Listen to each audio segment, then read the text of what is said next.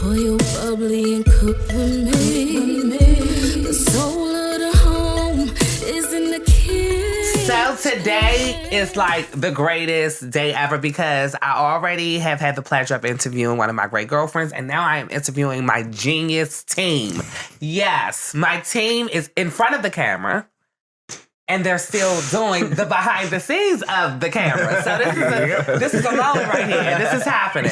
That's how genius they are. So let's get straight into it. I want to know, how do you two balance being such great friends and balancing your work friendship at the same time? I think the friendship actually makes the work part work. Mm-hmm. Like, because it started with friends and like just kind of admiring each other's Yes. work, but not working together. We I think understood each other's like Vision, but also capabilities. Mm-hmm. And it was just like, all right, well, you do that, then I don't need to learn that because I'm gonna go learn this to bring Yes. something back. Versus like learning Trying to what do you're each doing. other's job. Right, because then you almost get in a competitive space, Yes. and that we're not competing with each other. We're competing Yes. against the market, and so Yes. let me go find a new skill to bring back Yes. and further what we're doing. Yes. And I think as long as we've kept that kind of central, Mm-hmm. we haven't had no riffs, no beef. Like we just talk. And that's real because them being my production team, so you'll know, this is my director and producer. This is my graphic and marketing, and they genuinely do that. Raza make sure I'm right on the camera.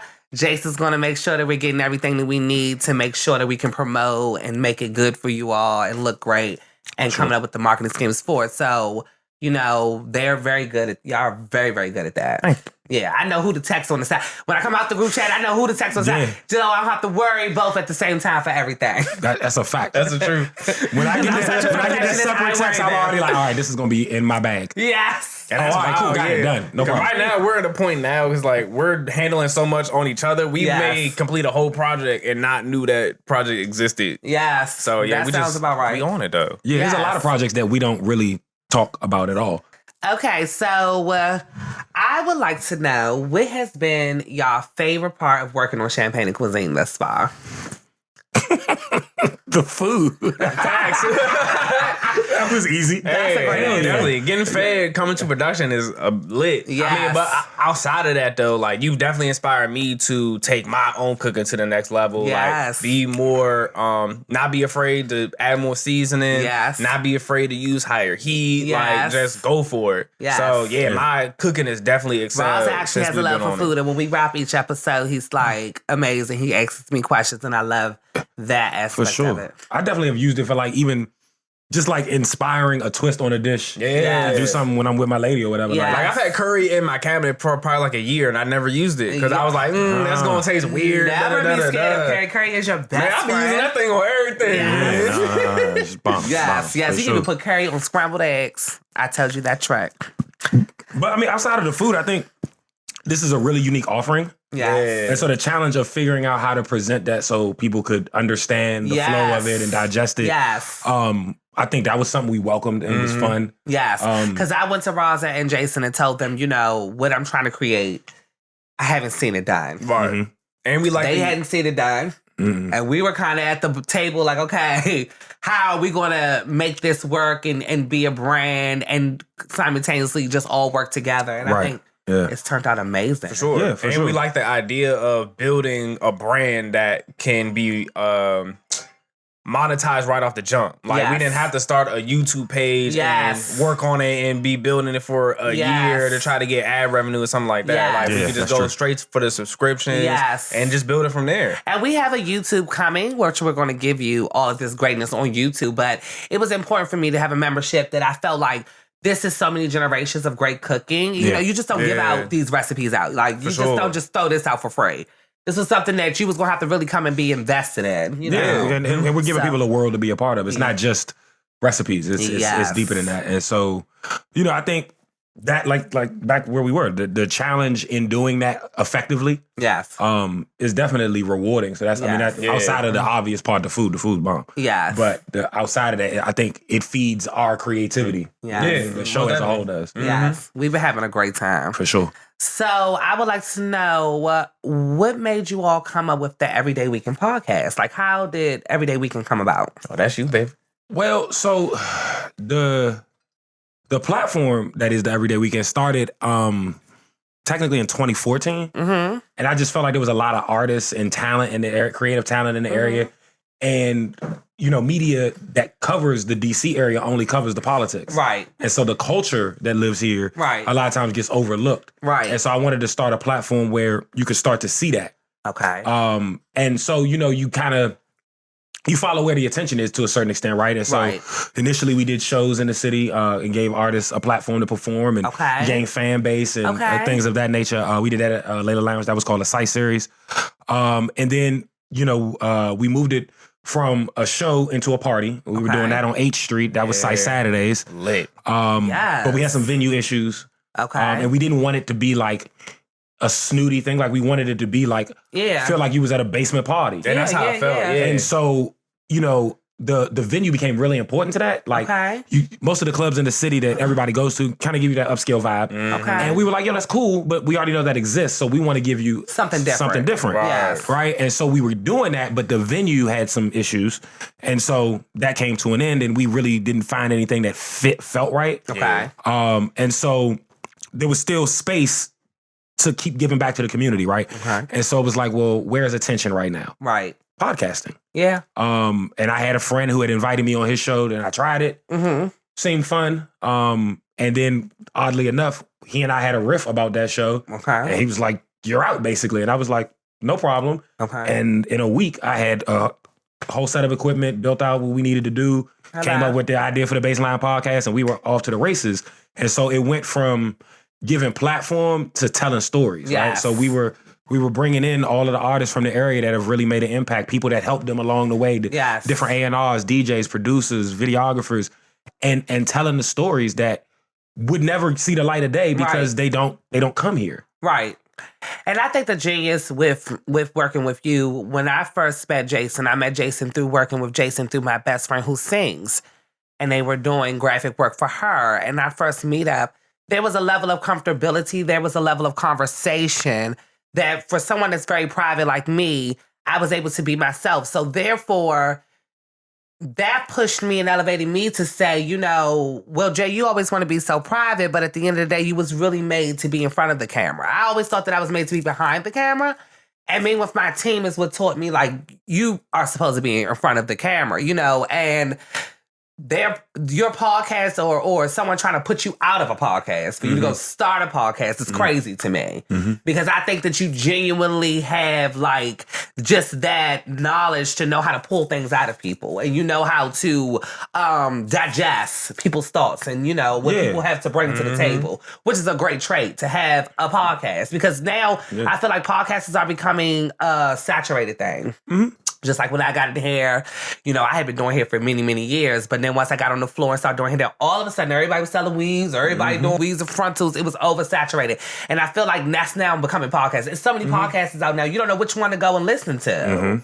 So you have to still have that authentic and I mean, for me... way about how you're interviewing and what we're talking about. Yeah, and it's an ownership thing for me. So it's different with me because I own the space, the equipment. Come on now.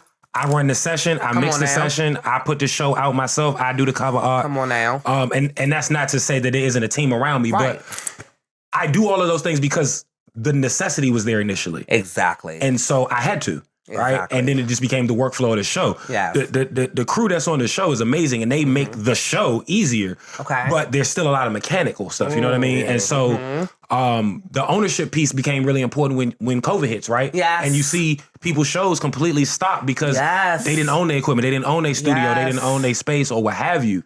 And we were able to take a break and kind of regroup and decide what the new direction was going to be. But that was solely on us. Nobody said stop. So I'm glad you went there. That is such a great moment. This pandemic and coming to the other half of the pandemic, I think that this is the time of revamping for everyone. 100%.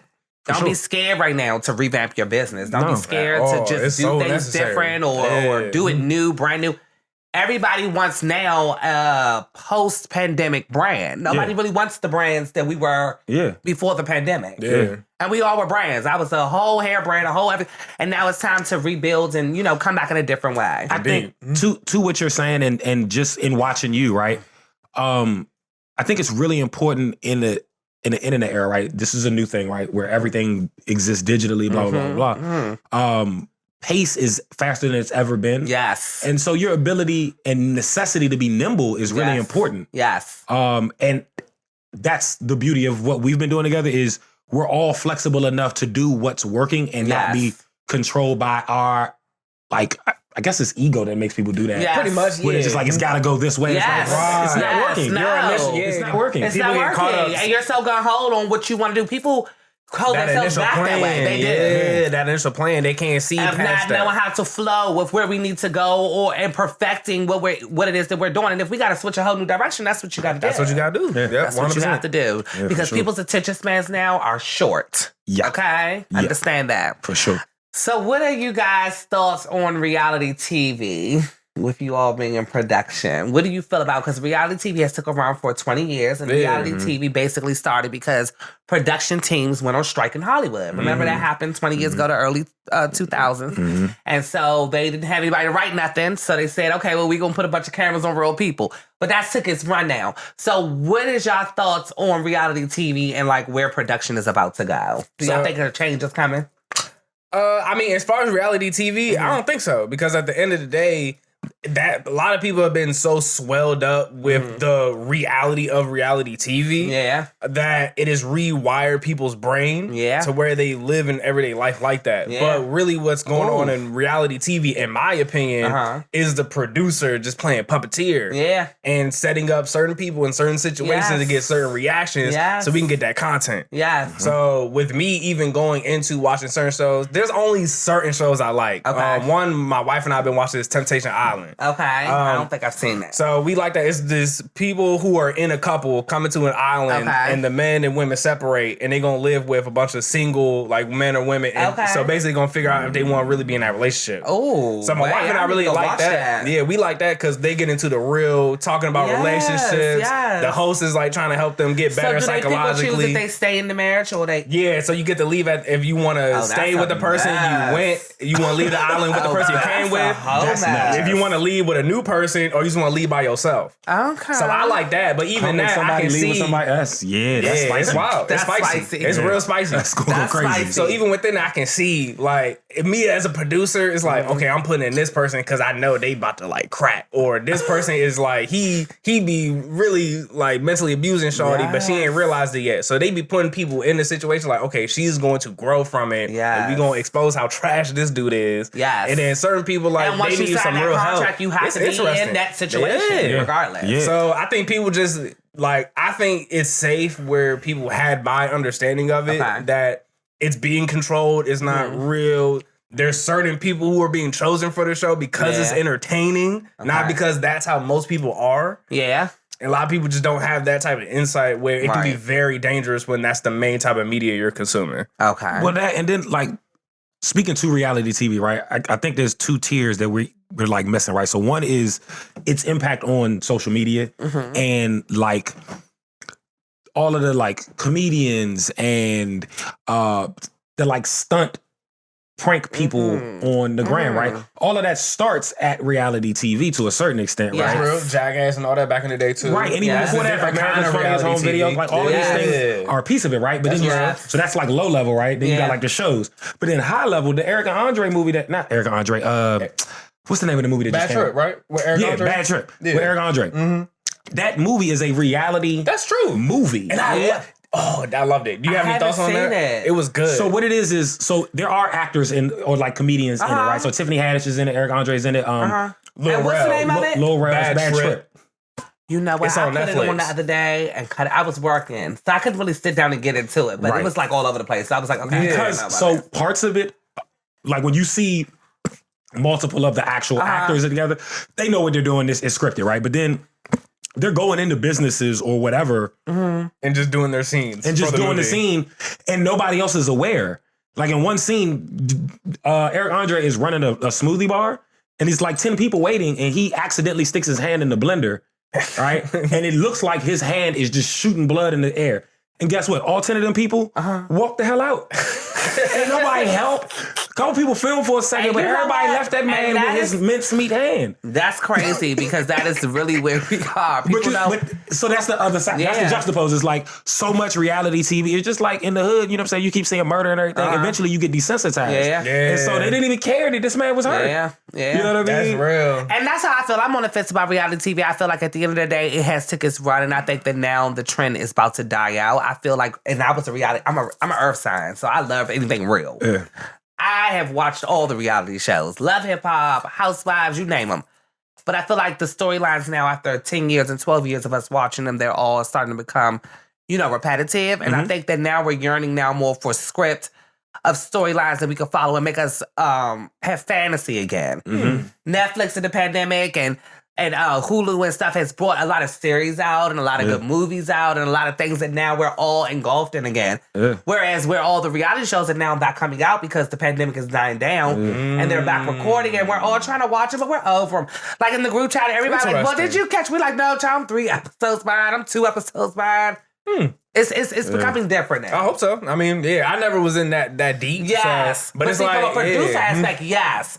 But from the viewer aspect, I feel like now we're yearning something different. Yeah, no, I hope so. That's what's up.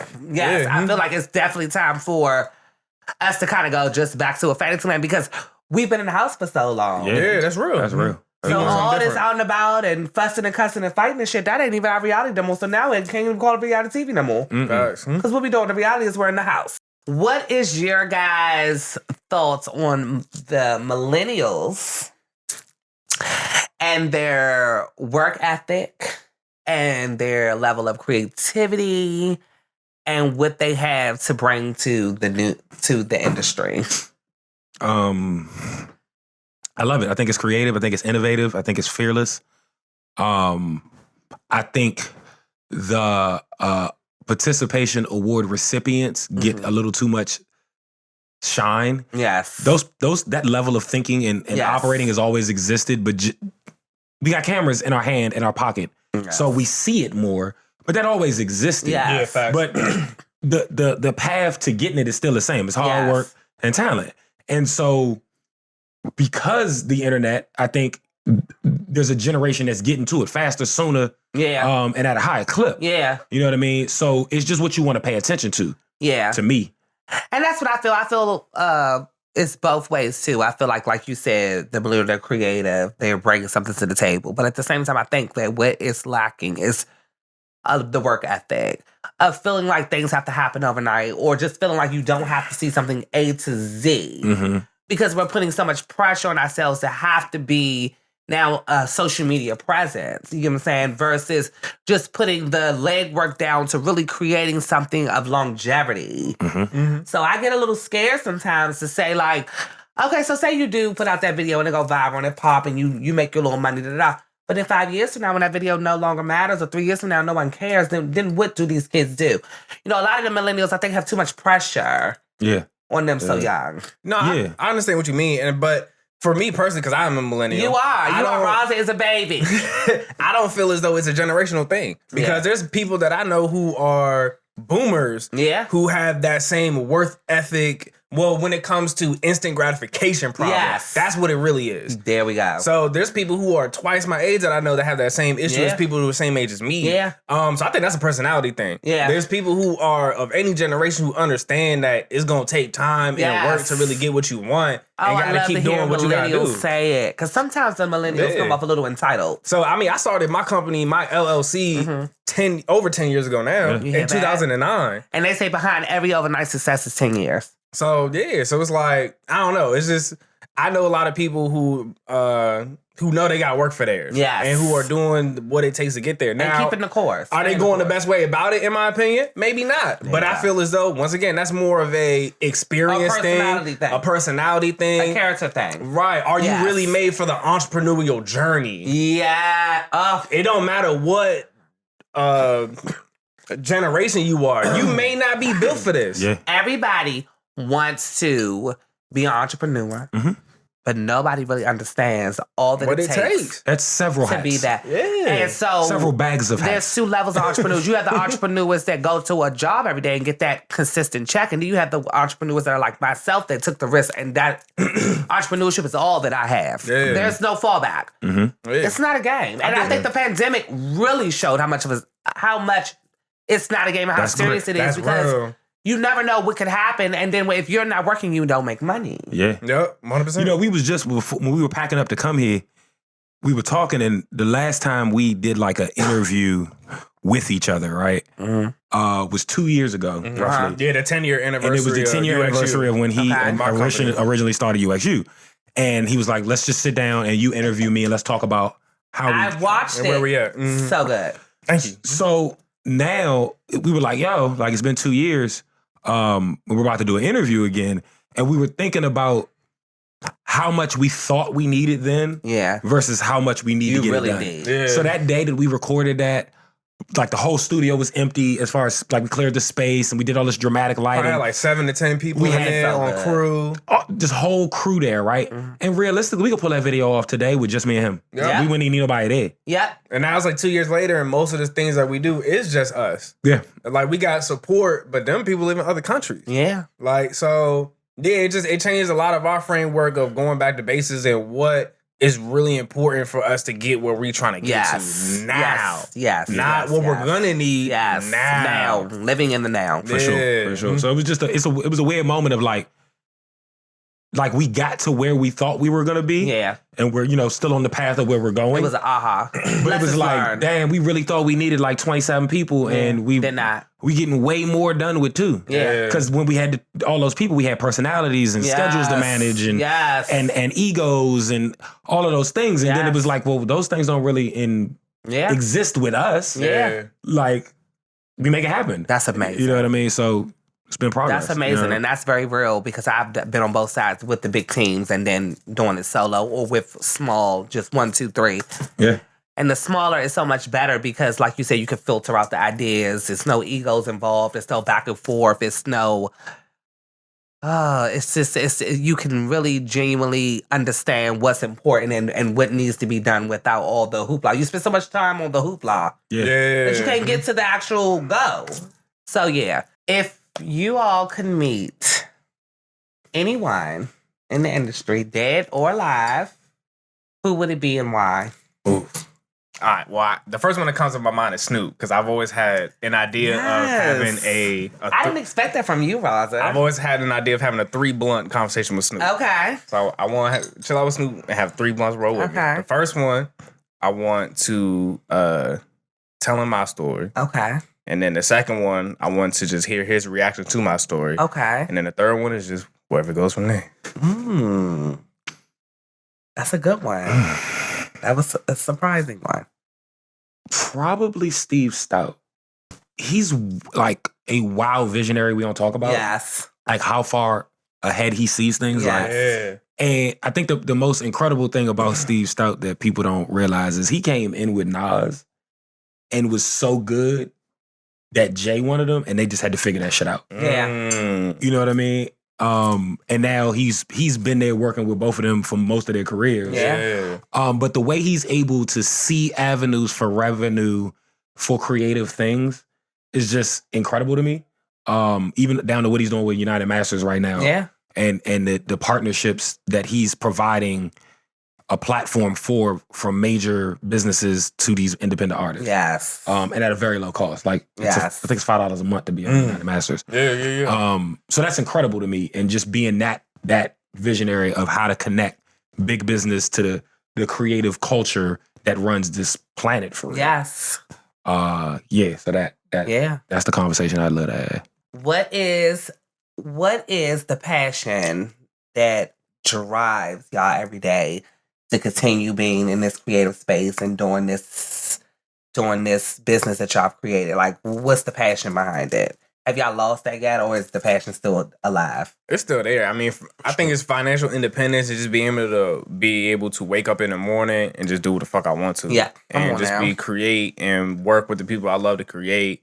And just not have work feel like work. Yes. Yeah. So it's like when I mean, we might be working at midnight, like overnight, grinding, having to build a whole website in the morning because we may have met some slip, but it's like, it just feels like fun. Yeah. And it feels like a new challenge. Like, there's never been a time where if we're truly working with a client we really enjoy working with. And I was about to say, because that's all the way real.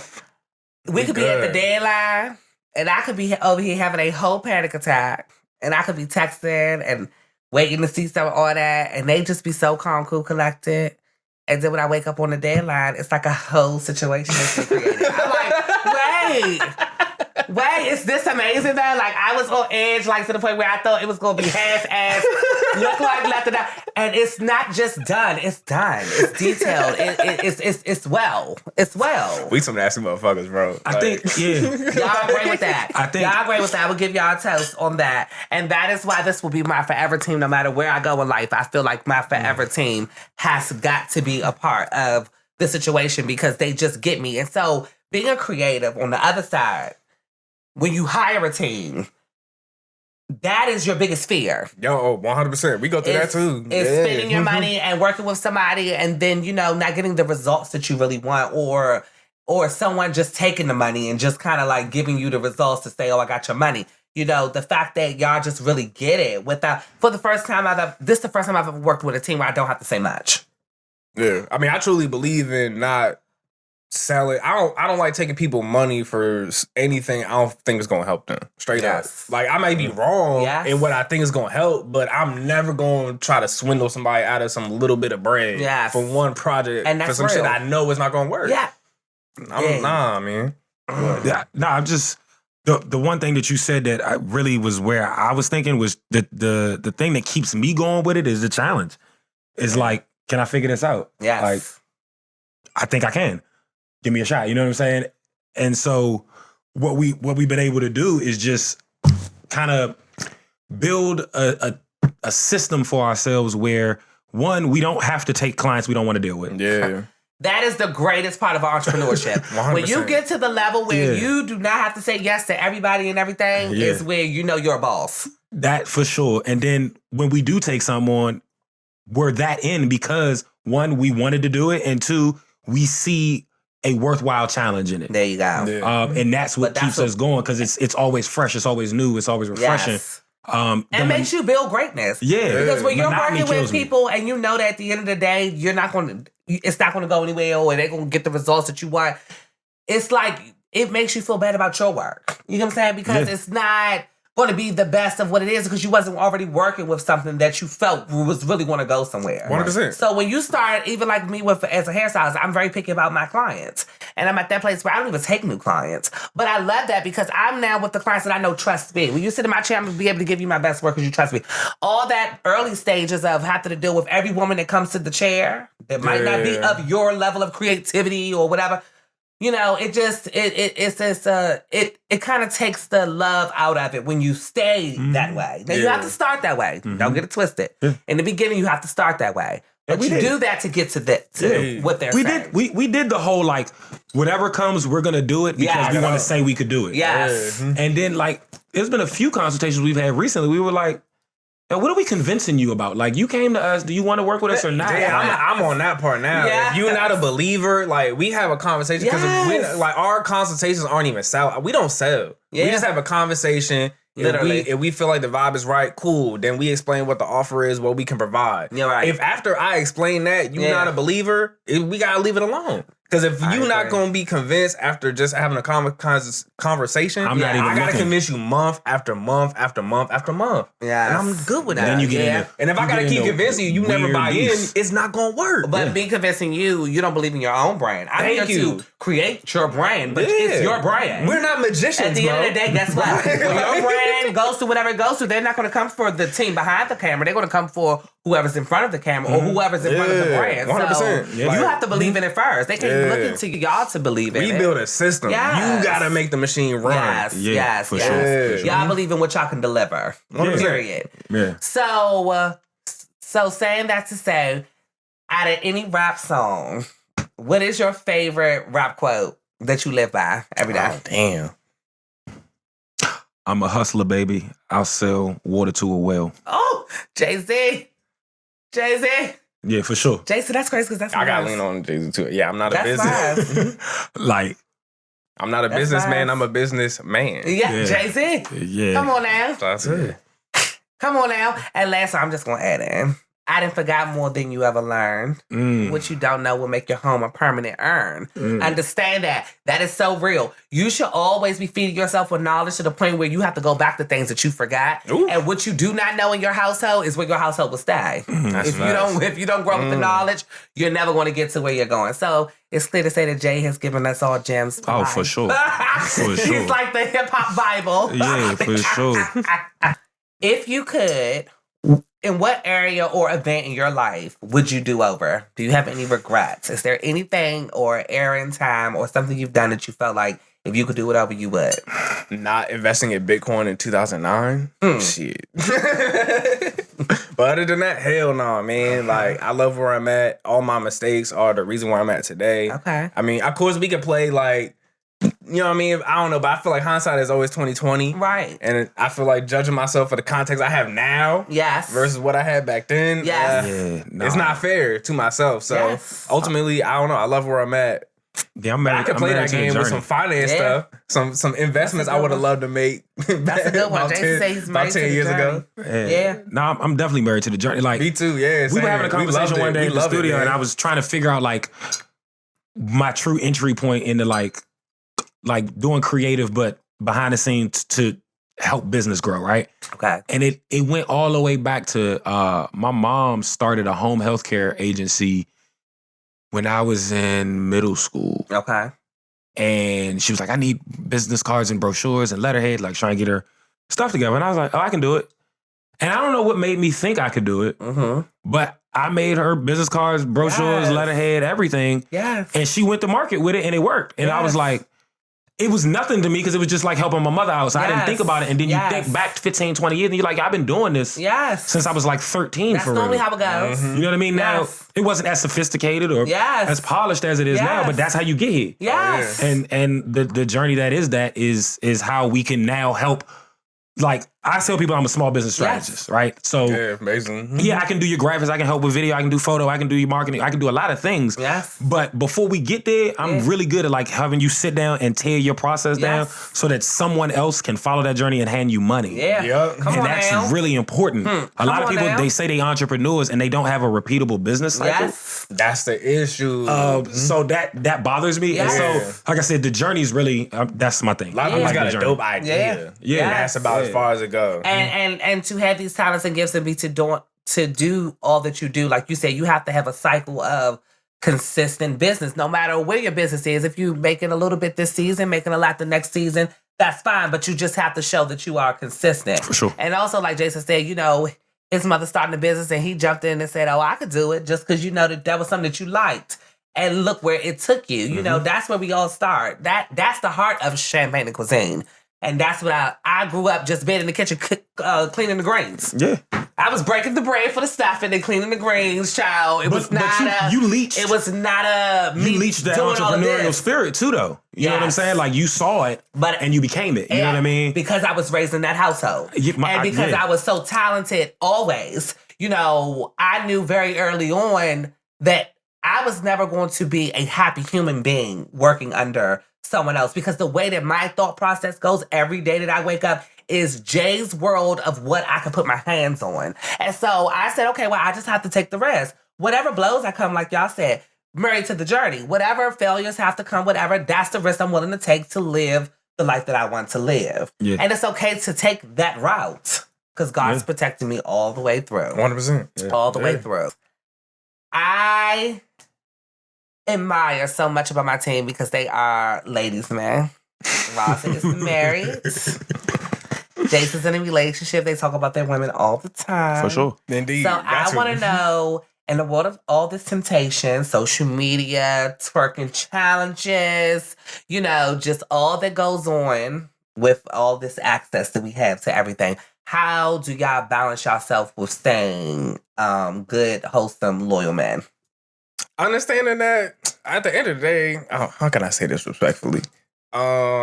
I know that the grass ain't greener on the other side. Come on, because man. at the end of the day, the reason why I connect with my wife is on so many different levels. Than sexual, yeah, or attraction. Like it's on physical, like because it's the mental, it's her character, it's her personality, it's how she looks at me, how she holds my hand at those right moments where I need that. Like it's all those little things that even if something were to happen and I messed up the relationship and we don't break up, I'd probably be single for the next decade. Yeah. Because, like, no one is going to just check all those same boxes. There's not even no point in trying. So it's like, and then to go off and to even mess with somebody else is only really because it's the excitement of something new. Yes. But I know that we've built so much and gone through so much that they ain't gonna hold that. They not gonna hold that bar. So there's gonna be a disservice to whatever Joan I'm messing with because she ain't not gonna. For the first time, y'all just got gems dropped from my husband on Champagne and Cuisine. We get the wives on here. We get the single perspectives, and you know, me being a wife. But that's a husband's perspective. That's a gem. I'm gonna keep it blunt. Like, don't fuck up something great over a piece of pussy because it's not worth it, bro. It ain't worth it. Jason is on his way to the journey on the other side with us. So for sure. What keeps you? I mean, so what he negated to say is we done had our fun. You know what I'm saying? Touche. And you know what I'm saying? I think in having that fun, I learned a lot too, and it taught me rather.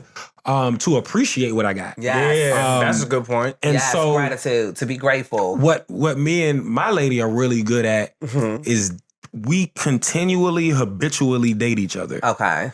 So I'm always on the chase. I'm always trying to get her. Yeah. I'm always trying to impress her. Yes. And it's not just spending money type stuff. It's the small stuff. Yeah. The just little, being attentive. Right. That's what women want. Like low key, I had some work to do tomorrow. They cancel. I might just pop up tonight. Yeah. You know what I'm saying? Just on some like no announcement, no nothing, 15-minute warning, get dressed. Yeah. You know what I mean? And it keeps it fresh. And I'm a pursuer in general. Yeah. And so she plays coy enough to keep me chasing. Yeah. And she understands that about me. And so we have that level of connection where she knows like, first of all of our clients are women. Yeah.